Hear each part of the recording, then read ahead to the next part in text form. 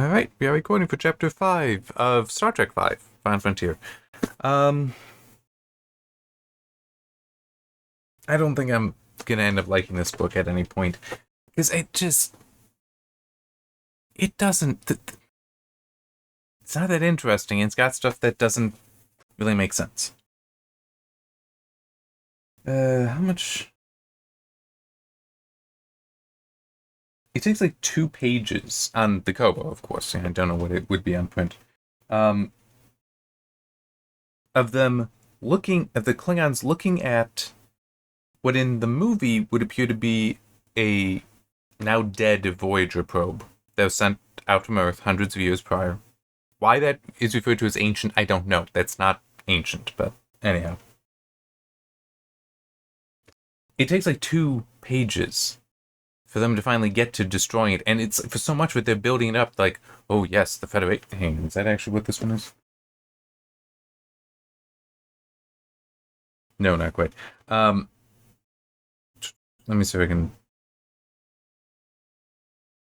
Should the Klingons extend the Federation the courtesy of informing them of its existence in Empire space, the humans would be willing to pay a dear price for it, and, upon receipt, would enshrine it in a museum. It's like they're just talking this thing up, and it's like, it's space trash. It's insignificant. They could run into the thing and barely even notice it crumpling into nothingness against their hull. But, gotta talk it up. And not only that, but Vixis? And first officer, yes. She was like, oh, this is perfect. I'll tell Captain Claw. He would be most anxious to deal with the device personally, and he would never have forgiven her if she had left its disposal to the gunner. It's like, why are we talking this thing up? At least we get some explanation on him. Of all the captains who had graced Akrona's, that's the ship's name, bridge, Claw was the most respected and the most envied. I don't think he'd be the most respected, but let me finish with this. He had received her as a reward for heroic action on the Romulan border during a skirmish in which he, a gunner, was solely responsible for the destruction of 3 Orion vessels. Why is the Orion Syndicate now involved? But anyway. Well, I guess the skirmish was just at the Romulan border, so it could have been with Orion, but anyhow. And the salvation of his own ship. Even before the incident, Claw had been widely hailed as the best gunner in the Empire. Now he was its youngest captain. Being a good gunner does not necessarily make you a good captain. So, I don't see how he would be respected. It's like, yeah, sure, he's the youngest captain, but I can believe plenty of the old timers would be like, you didn't really earn this. It's like, okay, you're a great gunner. That doesn't make you competent at command. I just... Maybe if we got more of the story, but it still just kind of seems like we're just trying to give a reason for why he's the youngest here. I mean, at least, and I didn't even make this note, at least it does describe that he earned it. I think it's exaggerated, but... I also get an explanation that, because in the movie we have that periscope thing that comes down. The ship had been outfitted especially for its new captain with an elaborate gunner's rig at the command console, and does also describe it somewhere as being completely custom. And, I mean, to be fair, it both does and does not make sense. It makes sense because that's his skill, a gunner, so even though he'd be in the captain's chair, give him the things so he can control the guns. On one hand, that makes sense. On the other hand, that is also kind of my point. He's demonstrated himself a great gunner. That doesn't demonstrate himself to be a great captain. Them actually doing that means he's going to be distracted from command, which is not what you want.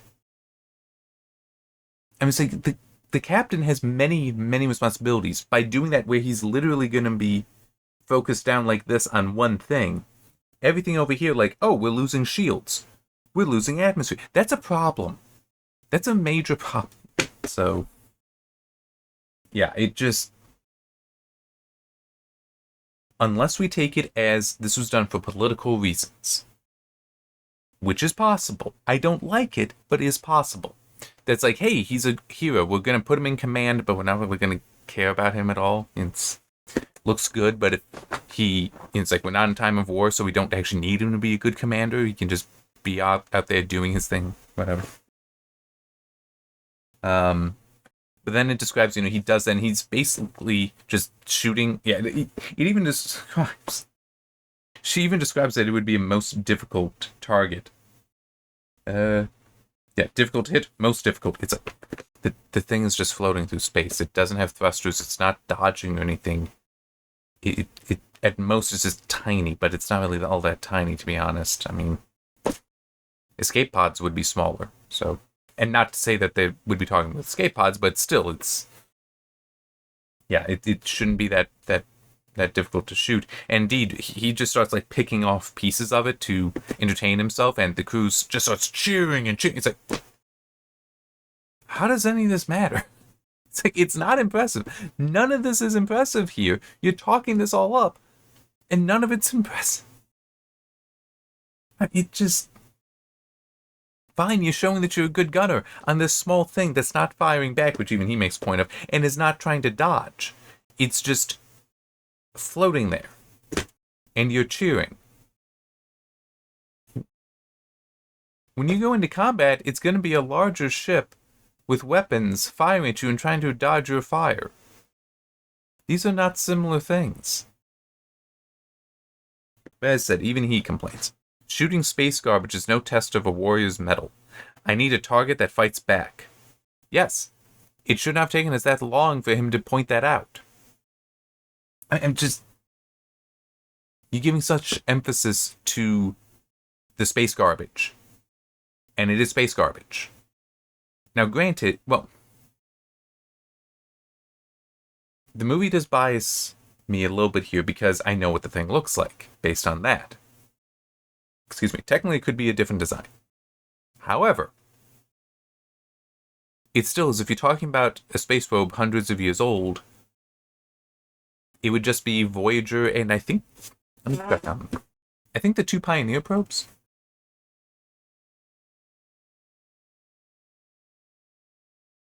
Let me check on that. Voyager 1 and 2 were both actually meant to leave the solar system.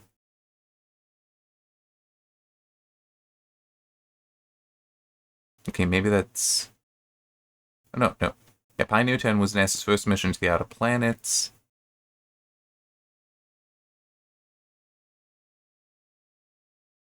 Oh, I thought that had a different design, but apparently no, it also is that, just big disc there that would look a lot like, Voyager.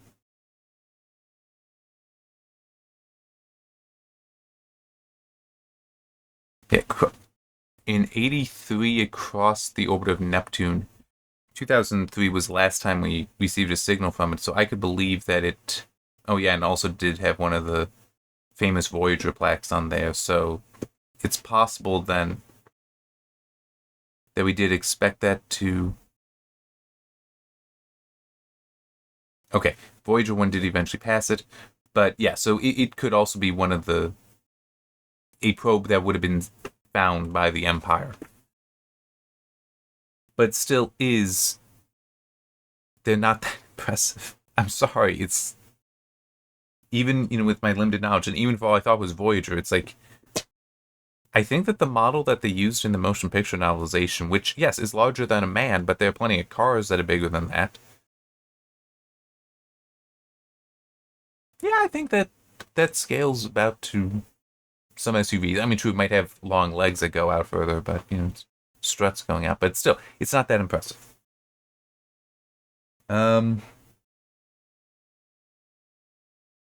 Yeah, I mean, just, I don't care for those. Okay. So then they get the whole message about, from the Klingon High Command that, hey, critical situation is developed on Nimbus 3. Come from General Krell. And we even have in here, since when does the Empire worry about what happens on Nimbus? But it's also just, like, a critical situation is developed on Nimbus 3. Krell's message was taped.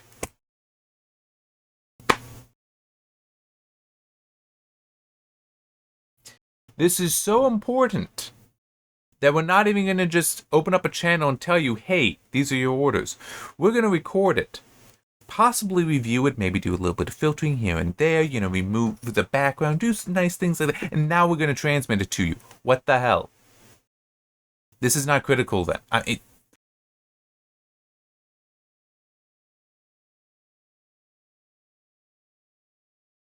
But Claw's all excited because it's like, the neutral zone. That's always good for some fights. And then also, it's like, with Nimbus 3, there will also be, Federation ships there. So I can fight them. It's like, dude, why are you an idiot? Which I have a feeling this is actually kind of intentional. Well, I know it's intentional, but I mean, going back a bit for why he is a captain here, despite him being so young, it's like, he's young and inexperienced. He's not command material yet. He's a gunner. He's just a straight fighter. So it's like, an opportunity to fight people that you have no cause to fight and no orders to fight. So, I mean, yeah, my whole life I've prayed for this. The chance to engage a Federation ship. It's like,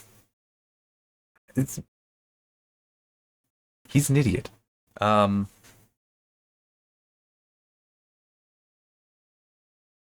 Okay.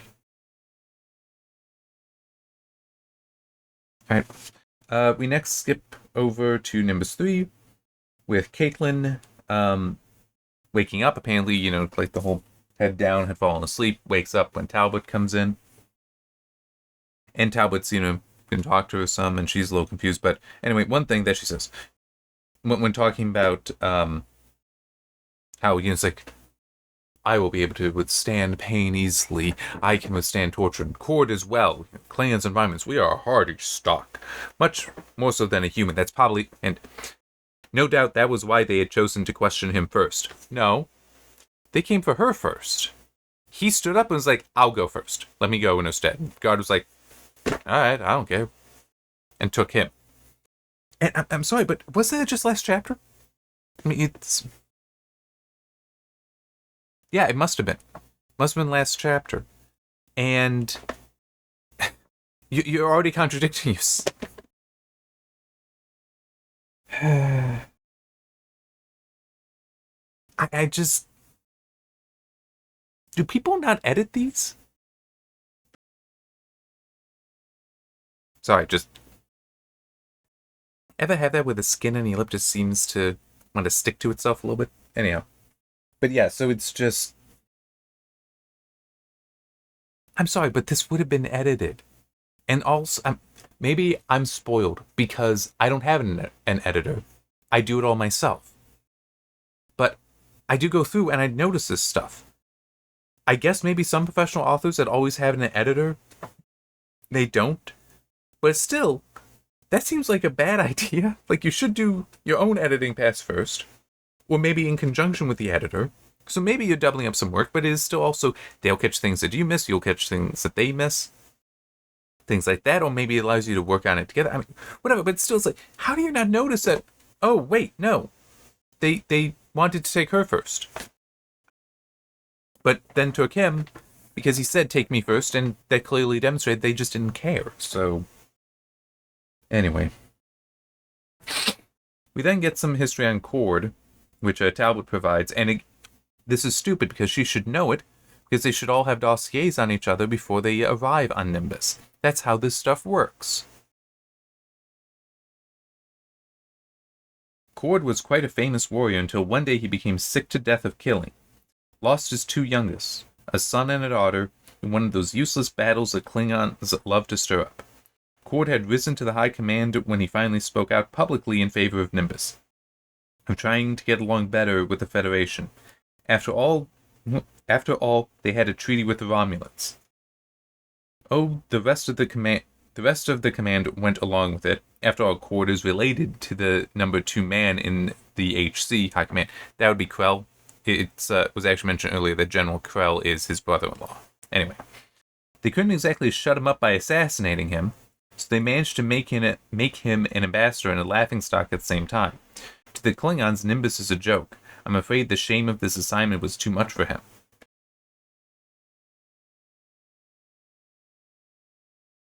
See, I've got a problem with this because, I mean, it might just be because they're compressing the timeline here, but if Cord wants peace, the idea like, all right, we'll make you the ambassador then. He should be like, cool. He should like that idea. Then he goes to Nimbus, and potentially there believes he's actually achieving something. But when he is constantly being ignored by High Command, then he figures out, oh, no, this is actually not working. This isn't achieving anything because they're not letting it be achieved. And then he could discover the whole I'm a laughing stock. But still is just stupid because why would the Klingons allow any member, especially a higher member like that in their government, to be a laughing stock? It doesn't matter if you think that the planet isn't serious, you still put on appearances. Yeah. Yeah.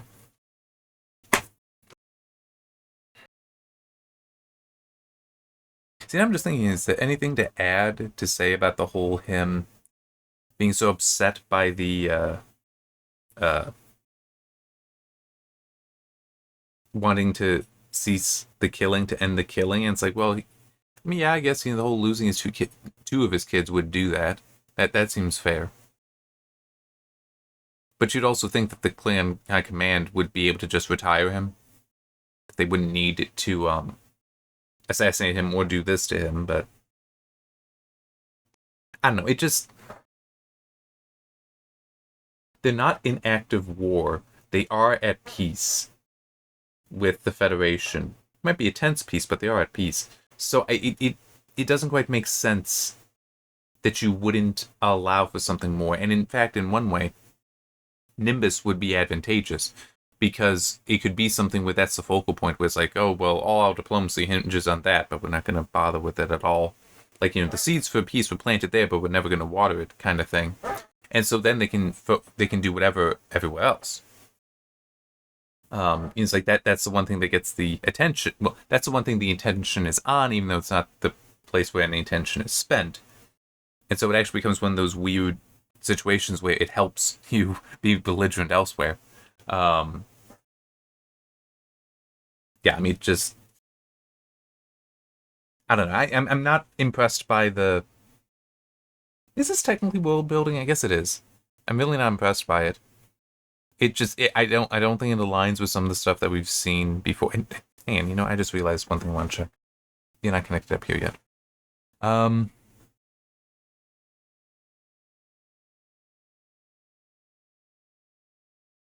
I want to check on something. Okay, 89, which this came out in 89, which would mean then that because TNG started, it's gonna be easier if I do actually bring it up on this. TNG started in 88, I believe, which means that at the time, at least part of this was being constructed. Come on.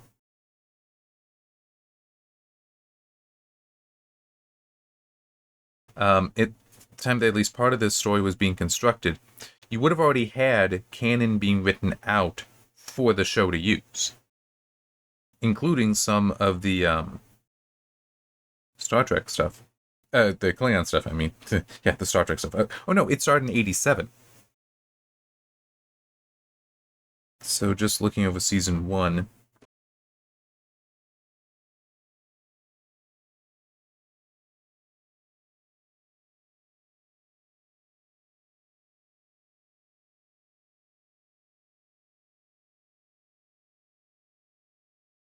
See, I'm just wondering if there's one here that already gave some view of the Klingons.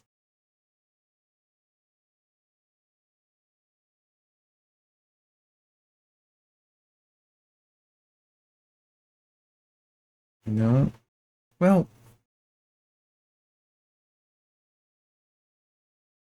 Heart of Glory, 2 Klingons rescued by the Enterprise try to take over the ship. I don't quite remember that.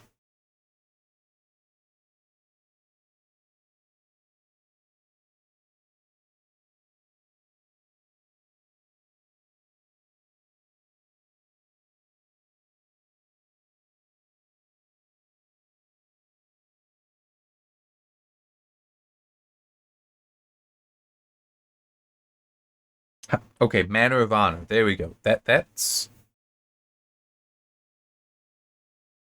one that would have established sufficient aspects of the Klingon Empire that it does seem unreasonable to me that yeah how some of this. But I guess there's the whole we haven't gotten the Kittimer Accords yet, though some of the history of that would have been figured out at minimum because of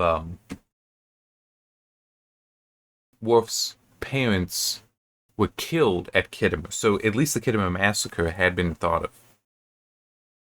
See, I'm just I don't know. It's just not feeling right. I guess that is a way to put it.